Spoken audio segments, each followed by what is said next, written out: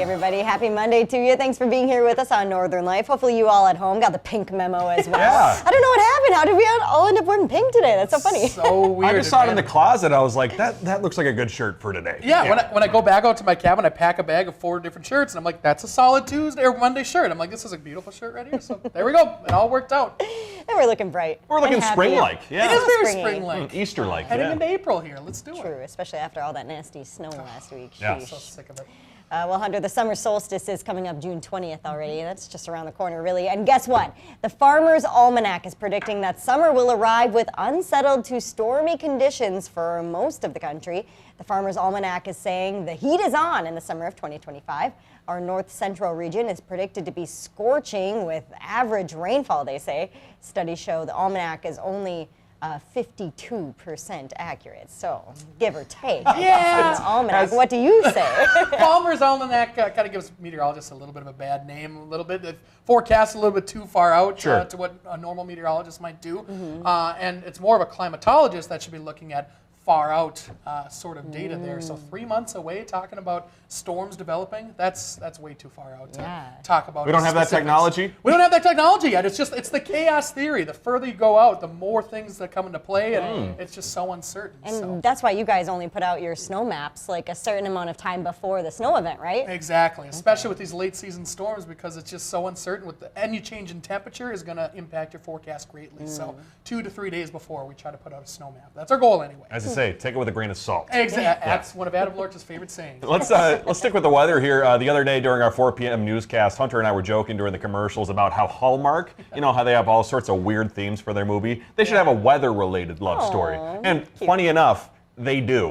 I found one. It is called Cloudy with a Chance of Love. Oh, stop. And here's the trailer for it, and here's the description. Quirky meteorologist Deb is finishing her passionate pursuit for a PhD in meteorology, that is. However, a handsome news director recruits her to fill in as an on-air weather personality. And while that new job comes with a glamorous makeover, her academic commitments and new romance swell into a perfect storm. Wow, how Spicy. interesting. Just Yeah. the description. I swear, when we were coming up with names yesterday, we all were making joking names about Yeah. this. I swear one of the names was Cloudy with a Chance of Love. I promise you one of the names was. We were coming up with one-liners that you think should be involved in the movie, so like, funny. when I'm with you, I feel low pressure. They must have recruited a meteorologist focus group for that or something Yes. to come up with the title. I didn't have you on my radar. Oh, That that's is a pretty good line. Yeah. Yeah, I always love watching movies about the industry we work in because it's Yeah. funny to see how they portray, news people or meteorologists. Yes. Also a relationship with the news director. You know. Kind of a no-no. I do like- It Depends. sounds weird. Depends on how you go about Paul it. Brown is a great guy. Yes. Yeah, but Yes. yeah, he's married. No, Happily married. happily married. Yep. Lovely wife. Well, listen, coming up on today's show, we're being mindful on this Monday. We have all sorts of health advice for you, including tips on how to save your back when gardening and why adults should start sleeping with stuffed animals. That's a crazy list of stuff right there. We have to Yeah. All sorts of health benefits. Just classic things. And then later, to celebrate my parents' recent birthdays, we're going to hop in the time machine and reminisce on the top toys that kids were playing with back in the 1970s. Oh, that's fun. I'm sure One they're big going to rock, love that, yeah. We all want a pet rock, don't we? But first, I grew up playing computer games when I was a kid, and one of the best games out there, Backyard Baseball. Pablo Sanchez? Pablo Wasn't Sanchez. he the best character? The greatest athlete of all time. And now I have already downloaded it on my phone, but you can play the classic game on your phone. Backyard Baseball 97 is bringing back the classic gameplay of the popular sports franchise to your mobile devices. It's on the Google Play Store. It's on the Apple App Store. There's Pablo Sanchez right there up to bat. He always had the stomach poking out a little bit. Yeah, he did. But he smashed that baseball. And the old ball game also released on PC late last year. So if you got your computer, a little easier to play on the computer, a little wider screen. You know, I got the mouse. Harder when I'm laying down on my phone and I can't really see the baseball because my big adult thumbs are in the way now. So tough. Yeah. so rough. tough Yeah. for Ryan, yeah. It's a tough life for me at home. Yeah. Must be a little too young for this one because I don't remember this game at all. I don't know. Oh, The two old sure. folks over there. I don't know. I've never heard of this game. You never played backyard This baseball? year I was born, 1997. Wow. That's crazy. Yeah. No, I've never heard of this game. No, it's not straight out of the womb playing back on this one. Fair enough. Didn't have it on the phone. No, exactly. phone yet. I was more of a Pokemon guy, I guess, a little later. Oh, yeah. Yeah. but- Freddie I Fish? like that too. Oh, I loved Freddie Fish. Pajama Sam? What are Did you ever play those? You're just saying two things and putting them together. Those aren't real things. Sounds like you were sheltered. I don't know. I gotta talk to my parents. What the heck are you doing out there?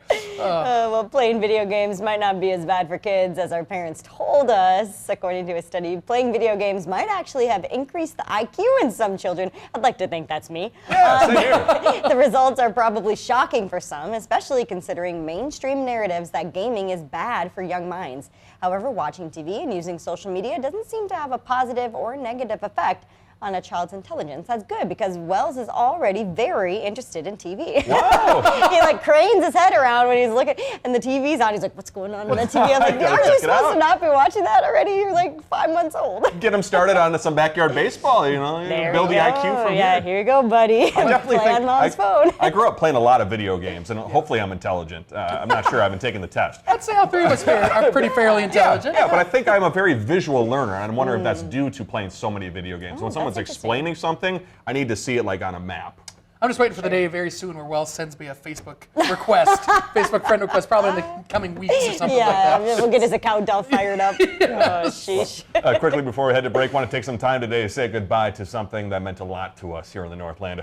I gotta say, it's been really hard getting used to the new Circle K stores that have taken over the Holiday Yeah. Station stores. That's true. There was a big changeover in my neighborhood. Yep. The old Holiday changed over to the Circle K, and I was like, what is this? It looks cleaner, I will It looks say nice, that. yeah. But I'm going to call it Holiday, at least for Oh. another year. It's going to be very difficult to get that through my head. Circle K Holiday. It doesn't roll off the tongue. They rhyme though. That's No, kinda that nice. is fun. That's how you can remember it. Coming up, great tips on how to save your back this spring. We'll see you after the break.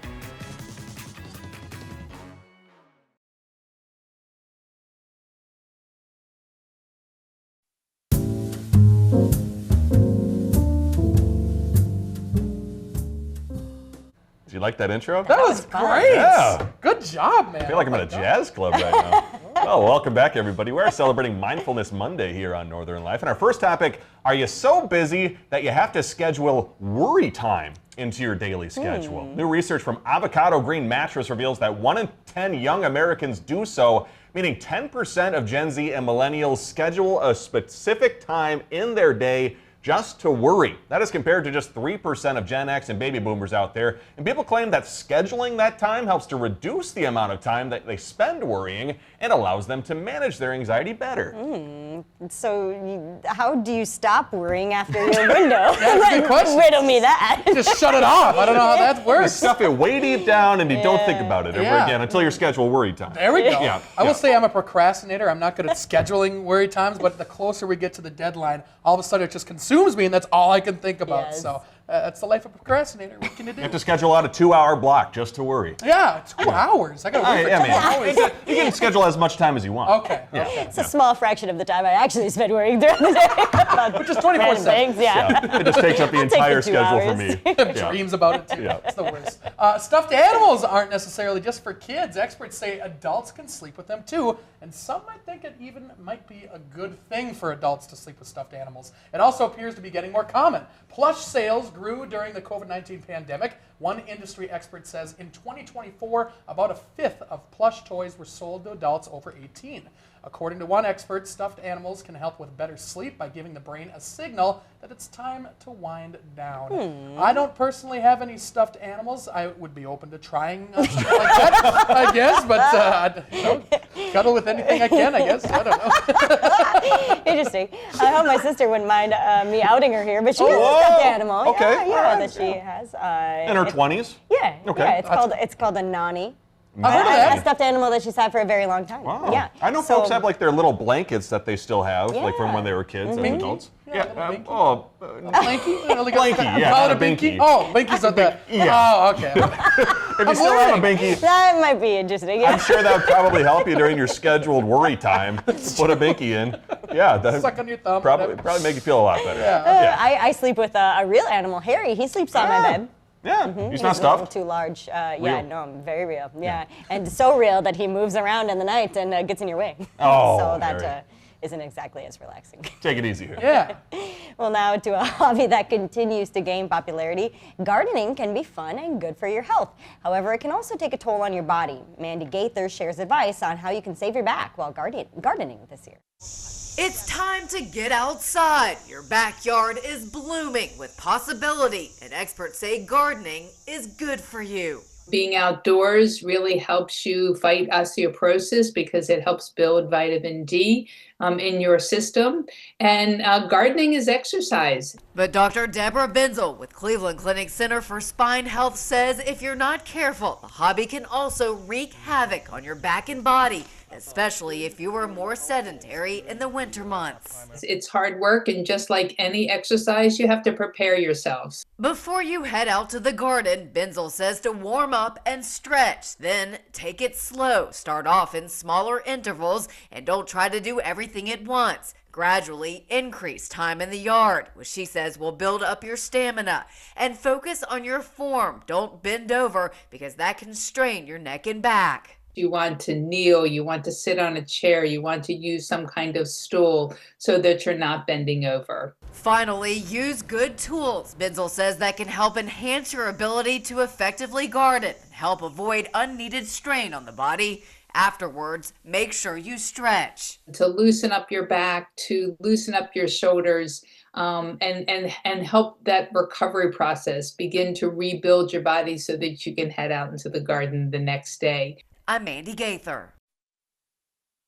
I gotta say, I need her around when it comes to sitting in my office chair upstairs. I get up from my office chair sometimes, I go, I have not stretched my hips in like 3 weeks. So I gotta figure it out. You're almost like a newborn giraffe just falling on the ground. Like, wow, what? I haven't done anything. Anytime, I don't do a lot of gardening, but anytime you're like kneeling down like that and you stand up and your knees just crack, Yeah. you know, that's the worst. Ouch. Makes you feel ancient too. Yeah. I always want to get more into gardening, though. I don't know. I've never really tried it much before, and I've killed many different plants. And, before, I'd like to learn how to actually do it right. Yeah, I mean, it's a fun hobby. And it's a good way to get outside. Yes. Too. Get into it. Yep. Women in cities across the U.S. are flocking to a club that allows them to party like they did in their 20s. And the best part, it doesn't keep them out until the wee hours of the morning. These early bird clubs are designed for folks who want to go out and get loose and then maybe be in bed by 11 p.m. That's thanks to the party starting at 6 p.m.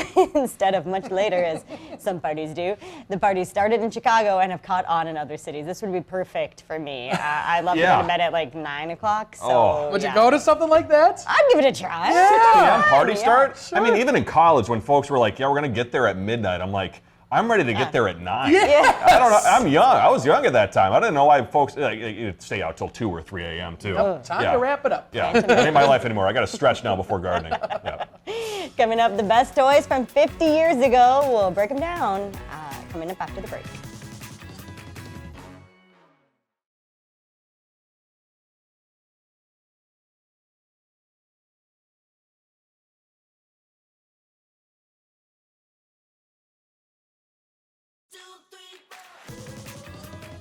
Welcome back, everybody. Quickly to top off our Mindfulness Monday. This month, National Pickleball Month for all the folks out there who celebrate. That's Cool. fantastic. We just got into that more recently. We did a lot last summer. I'm hoping this is the summer of pickleball for us. I don't know about that. Ooh, Seems like a fun. lot of fun. Hey, I'm still wearing the same shirt, too. Look at that. It's a big yeah. shirt. How about that? It's a perfect pickleball shirt. It's Yeah, that was simple. fun with Tim. Yeah. And Tim and Sue? yeah, and Caroline? Yes, yeah. yes, yes. Yep, down I in was Moose gonna Lake. say Moose Lake? Caroline, but that's the last name. Yeah. It was in Moose Lake. Yeah, it was so fun. Those courts were like brand new. Yeah. Yes. So many pickleball courts popping up everywhere these days. Get out there this year. So back on Friday, it was my dad's 61st birthday. And we also talked about how my mom recently had her birthday. A happy 59th birthday to her. So I was online the other day, and someone had shared the top products. Also enjoy these throwback photos. Wow, that's awesome. Someone had shared the top products for kids in today's day and age. So I was thinking how fun it would be to see the top toys when my parents were kids. So I found a list of the top toys from the 1970s. Here are a few that didn't make the list. Pogo sticks. Looks like roller skates too. But let's get to our first one. Who didn't have a big wheel? One of the coolest toys made by Marx, and the only thing, it wasn't built for going off any homemade ramps that you had back at Oh, home. look at that. It's like a gang of children on their bikes. Oh, that's so Racing cute. to the ice cream shop. Please don't take my lunch money. Yeah, I love the streamers on the side too. Those are so cute. Oh, whoa, you can do big spins. They still sell those today. I know the big thing when we were kids, or at least when I was a kid, the Razor scooter that I had. Oh, yeah, yeah. Ankle biter. Yeah, your ankles hurt so Oh, bad. ouch. I tell this story to my mom all the time because she was really mad at me that day. but about a mile from my house there was a Subway. And so I told my friends, we should go to Subway and we'll ride our scooters. So we did the mile on a Razor scooter all the way down there. I didn't tell my mom that I was at Subway. And so I You had just to call. left your house with no Yeah, but I had to warning? call her Oh. after and be like, Mom, I cannot make it back on this Razor scooter. You have to pick me up. A mile on a Razor scooter. She was upset. Zoom, zoom. She was upset. Rightfully Feet so. are burning. Yeah. Ouch. Well, next, I certainly played with this one in elementary school all the time at recess, and parents loved it because it was hard to destroy anything in the house. It is the Nerf ball. I had a Nerf football that we played all the time at recess in elementary school. Oh, just throw it at your friends and oh my gosh, Yeah. knocking pictures off the walls and things like that. Get outside, go outside and do that. So much fun. I love this commercial. This guy just sitting on the stairs getting pelted by Nerf balls. It's just good stuff. Big thanks to you two for providing all these videos. Here's one thing I did not know it was a thing. It was called toss-across. It seems like tic-tac-toe almost. So the official rules state that the X player goes first, and each player starts throwing 3 beanbags, and the players stand approximately 6 feet away from it. You need to alternate turns, and the beanbags are only retrieved after all 6 are thrown, and then whoever matches 3 in a row is the winner, and that game ends immediately. That'd be fun today. That sounds like a lot of fun and it's a actually good kind of name. hard. Toss-across? Sure. Oh, and the puppy plays too. yes. Larry. Oh, the puppy one. I would buy that just for that possibility of Harry possibly playing with me. Drop it on the board, Harry. Cute. Well, not sure if they still have this today, but they were around when we were very little. Shrinky Dinks Oh, enthrall kids and adults with its crafty charm. You color the sheet of floppy plastic to create a fun design, and then you slide that creation into the warm oven. What happens then? Does it like It grow or shrinks. something? Oh, it shrinks. Shrinky hence the dink, name, not okay. growy dink. Crazy. Why would you want it to shrink? That's crazy. Because it's like a little ornament then. Yeah, it's like miniature. Our coworker Ryan Scorch made one of these for me recently. It was with back in the day when we were known as CBS3. He made Yeah. the CBS3 logo. No and it way. hangs on my desk. So Oh. yes, it's very cute. That's very sweet. And then the last one before I had to break up, Pet Rocks. I've always heard about it from my parents. I did not understand why it was a thing, but that was the 70s. Nothing else to do, I guess. Looks like a happy rock. Yes. Yeah, looks nice. We'll see you after the break. Talk about tomorrow's show.